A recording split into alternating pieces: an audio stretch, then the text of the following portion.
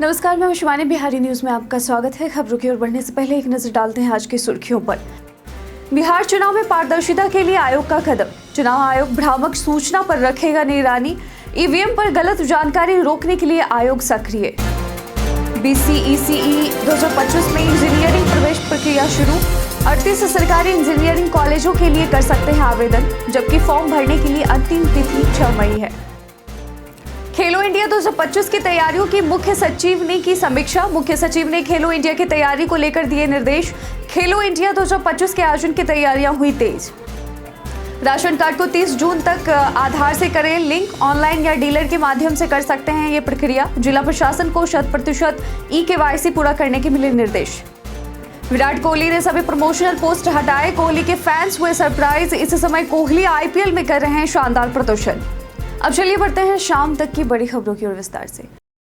चुनाव आयोग चुनाव के दौरान भ्रामक सूचना पर रखेगा निगरानी। बिहार विधानसभा चुनाव को लेकर चुनाव आयोग ने भ्रामक सूचनाओं पर सख्त निगरानी की तैयारी शुरू कर दी है। खासकर चुनाव प्रक्रिया और EVM से जुड़ी गलत जानकारी फैलाने पर तत्काल स्पष्टीकरण दिया जाएगा। आर्टिफिशियल इंटेलिजेंस के बढ़ते प्रभाव को देखते हुए आयोग ने मीडिया और सोशल मीडिया की सतर्क निगरानी का निर्देश दिया है। नई दिल्ली में आयोजित 1 दिवसीय उन्मुखीकरण कार्यक्रम में मुख्य चुनाव आयुक्त ज्ञानेश कुमार ने सभी राज्यों के मीडिया नोडल अधिकारियों को टीम बनाकर कार्य करने और जागरूकता बढ़ाने पर जोर दिया।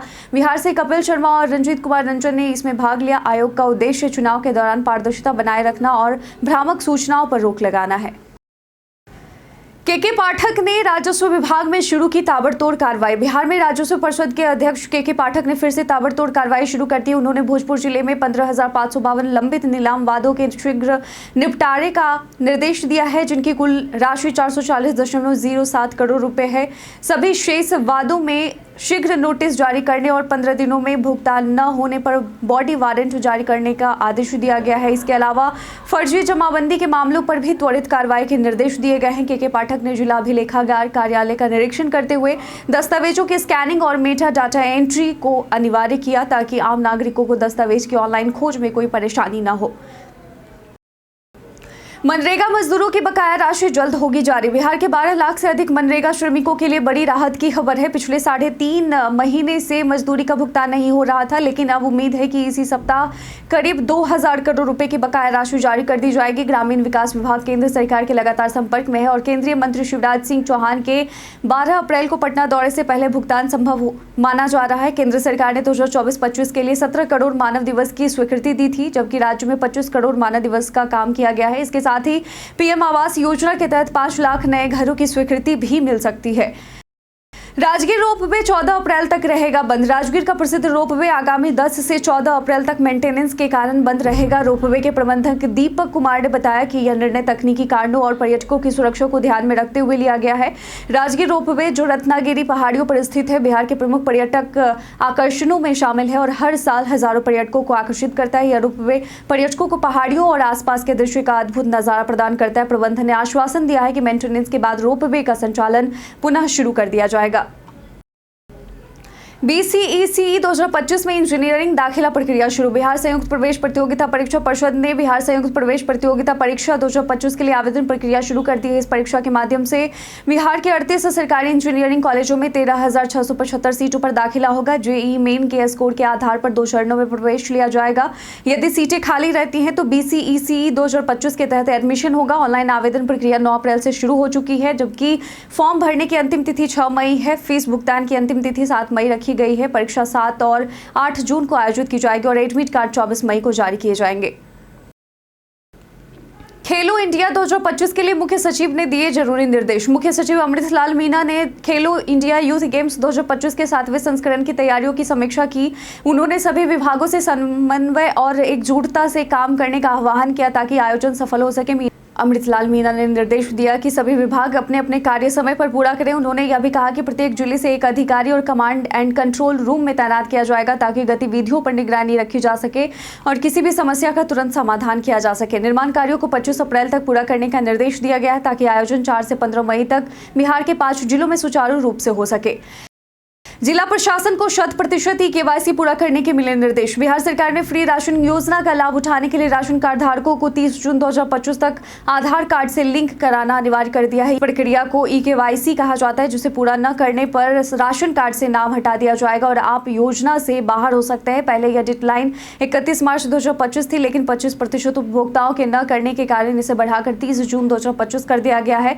अब मेरा ई-केवाईसी ऐप के माध्यम से आप बिना डीलर के पास जाए अपने मोबाइल से ई-केवाईसी कर सकते हैं और यह प्रक्रिया पूरी तरह से फ्री और घर बैठे की जा सकती है। इस साल 3 दर्जन प्रशासनिक अधिकारी होंगे सेवानिवृत्त। इस साल बिहार में 3 दर्जन से अधिक प्रशासनिक अधिकारी सेवानिवृत्त होंगे, जिनमें भारतीय प्रशासनिक सेवा और बिहार प्रशासनिक सेवा के अधिकारी शामिल हैं। इन अधिकारियों में मुख्य सचिव स्तर के 5 अधिकारी, बीप्रसे से आईएएस बने करीब 1 दर्जन अधिकारी और बीप्रसे के 1.5 दर्जन अधिकारी शामिल हैं। सेवानिवृत्त होने वाले अधिकारियों में 2011 बैच के निर्मल कुमार राय, शिव कुमार शैव और विश्वनाथ चौधरी, 2013 बैच के निमेश पांडे, संजय कुमार, सुधांशु कुमार सिंह, संजीव कुमार सिन्हा, निश्चित वर्मा और इब्रार आलम प्रमुख हैं। इसके अलावा विप्रसे के रमन कुमार सिन्हा, तारिक इकबाल, राजेश कुमार जैसे कई वरिष्ठ अधिकारी भी सेवानिवृत्त होंगे। प्रतिबंधित कीटनाशकों की बिक्री पर रोक के लिए होगी छापेमारी। उप मुख्यमंत्री विजय कुमार सिन्हा ने सभी जिलों में पदस्थ अधिकारियों को निर्देशित किया है कि प्रतिबंधित कीटनाशकों की बिक्री पर पूर्ण रोक लगाने हेतु नियमित छापेमारी की जाए। उन्होंने कहा कि दोषियों पर सख्त कार्रवाई सुनिश्चित तो हो ताकि किसानों की सुरक्षा बनी रहे। पटना स्थित कृषि भवन में पौधा संरक्षण योजनाओं की समीक्षा के दौरान उन्होंने यह निर्देश दिए। विजय कुमार सिन्हा ने जोर दिया कि विक्रेताओं को कीटनाशकों के वैज्ञानिक उपयोग, दुष्प्रभाव और कीट पहचान का प्रशिक्षण अनिवार्य रूप से दिया जाए। साथ ही किसानों को भी इनके प्रयोग से होने वाले नुकसान की जानकारी दी जाए। कीटनाशक निरीक्षक गुणवत्ता की जांच कर समय समय पर नमूने प्रयोगशाला भेजे। सीएम नीतीश के अचानक दौरे से सियासी हलचल हुई तेज। बिहार के मुख्यमंत्री नीतीश कुमार गुरुवार सुबह एक्शन मोड में नजर आए। सीएम नीतीश अचानक अपने मंत्रियों के आवास पर पहुंचे, जिससे सियासी हलचल तेज हो गई। सीएम नीतीश ने बिहार के मंत्री अशोक चौधरी, विजय चौधरी और प्रधान सचिव दीपक कुमार के घरों पर जाकर उनसे मुलाकात की। यह मुलाकातें आगामी बिहार विधानसभा चुनाव को लेकर रणनीति बनाने के तहत की गई। नीतीश कुमार का यह अचानक दौरा सियासी नजरिए से महत्वपूर्ण माना जा रहा है। इस दौरान वक्फ संशोधन बिल को लेकर उनकी पार्टी जदयू में चल रही असंतोष की स्थिति भी चर्चा का विषय बनी हुई है। बिहार सिपाही परीक्षा में एआई ने किया धांधली का पर्दाफाश। बिहार में सिपाही बहाली की परीक्षा में बड़ी धांधली सामने आई है, जिसमें 500 से ज्यादा अभ्यर्थियों पर केस दर्ज किया गया है। ये वे अभ्यर्थी हैं जिन्होंने नाम बदलकर 1 से अधिक बार परीक्षा दी थी। केंद्रीय चयन परिषद सिपाही भर्ती ने आर्टिफिशियल इंटेलिजेंस की मदद से इस फर्जीवाड़े का पर्दाफाश किया। 550 से अधिक ऐसे अभ्यर्थियों की पहचान की गई जिन्होंने नाम और फोटो बदलकर धांधली की, और यह मामला बिहार पुलिस में 21,391 सिपाहियों की बहाली से जुड़ा है, जिसमें कुल 17,87,720 आवेदन आए थे। और अब इस मामले में पटना के सचिवालय थाने में एफआईआर दर्ज की गई है। जेपी गंगा पथ के विस्तारित पथ का सीएम नीतीश ने किया लोकार्पण। पटना के लोगों के लिए राहत की खबर है। आज 10 अप्रैल से दीघा से डायरेक्ट दीदारगंज तक जेपी गंगा पथ का विस्तार हो जाएगा और इस परियोजना का लोकार्पण मुख्यमंत्री नीतीश कुमार ने किया। लगभग 3,831 करोड़ की लागत से बनी यह सड़क 20.5 किलोमीटर लंबी है और बिहार राज्य पथ विकास निगम द्वारा बनाई गई है। इससे उत्तर बिहार से पटना आने वाले लोगों को बड़ी राहत मिलेगी, क्योंकि वे दीदारगंज स्थित टोल प्लाजा से जेपी गंगा पथ पर प्रवेश करके शहर के प्रमुख इलाकों तक आसानी से पहुंच सकेंगे। बड़े वाहनों की अनुमति नहीं मिलने से छोटे वाहनों के लिए आवागमन आसान होगा। शराबी को छुड़ाने के लिए पुलिस पर ग्रामीणों ने किया हमला। सिवान के जिलादेही थाना क्षेत्र के अकोलही गांव में शराब तस्करों को पकड़ने गई पुलिस टीम पर हमला हुआ, जिसका वीडियो सामने आया। पुलिस ने शराबी विक्रम को पकड़ा और गाड़ी में बैठाया, लेकिन कुछ ही देर बाद ग्रामीणों की भीड़ ने पुलिस से शराबी को छुड़ा लिया और इस दौरान पुलिस जवानों पर थप्पड़ों की बौछार की गई, जिसमें एक जवान को गंभीर चोटें आई। शराबी को छुड़ाने में धर्मेंद्र साहनी और अन्य लोग सफल रहे। इस घटना का वीडियो अनंतनाथ धाम के सीसीटीवी कैमरे में कैद हुआ। पुलिस ने सभी आरोपियों के खिलाफ प्राथमिकी दर्ज करने की बात कही है। अपराध को लेकर पुलिस ने जारी किया ब्यौरा। बिहार में अपराध को लेकर विपक्षी नेता प्रतिपक्ष तेजस्वी यादव लगातार नीतीश सरकार पर हमलावर हैं। हाल ही में तेजस्वी यादव ने सोशल मीडिया प्लेटफॉर्म एक्स पर 76 आपराधिक घटनाओं का जिक्र करते हुए राज्य की कानून व्यवस्था पर सवाल उठाए थे। इसके जवाब में बिहार पुलिस मुख्यालय ने इन घटनाओं का ब्यौरा जारी किया है। पुलिस ने 46 घटनाओं की पहचान की और बताया कि इनमें 112 दोषियों को गिरफ्तार कर जेल भेज दिया गया है। और पुलिस ने यह भी स्पष्ट किया है कि कई घटनाएं छोटे विवादों के कारण हुई। इससे पहले भी तेजस्वी यादव ने अपराधों के आंकड़े जारी कर नीतीश सरकार पर निशाना साधा था।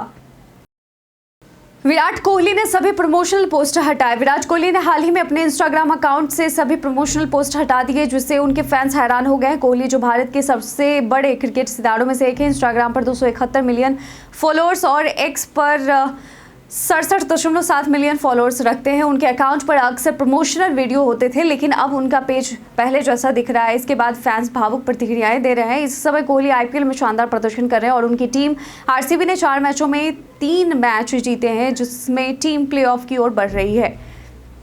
बीते दिन हमारे द्वारा पूछे गए सवाल का आप लोगों में से बहुत लोगों ने अपना जवाब हमें कमेंट सेक्शन में लिख कर दिया था। जिन्होंने पूछे गए सवाल का जवाब दिया उनके नाम है नरेंद्र कुमार, दिलीप कुमार, कामेश्वर सिंह, जितेंद्र ठाकुर, उत्तम दास, सुकांत शंकर, राकेश मिश्रा, नीतू कुमारी, कुश कुमार यादव, अनवर करीम खान, राजेश राज शर्मा, शिव शंकर शुक्ला और वेद प्रकाश सिंह।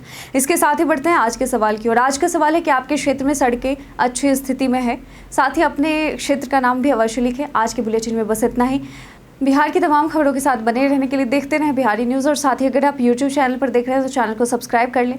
अगर आप फेसबुक पेज पर देख रहे हैं तो लाइक और फॉलो करना ना भूलें। धन्यवाद।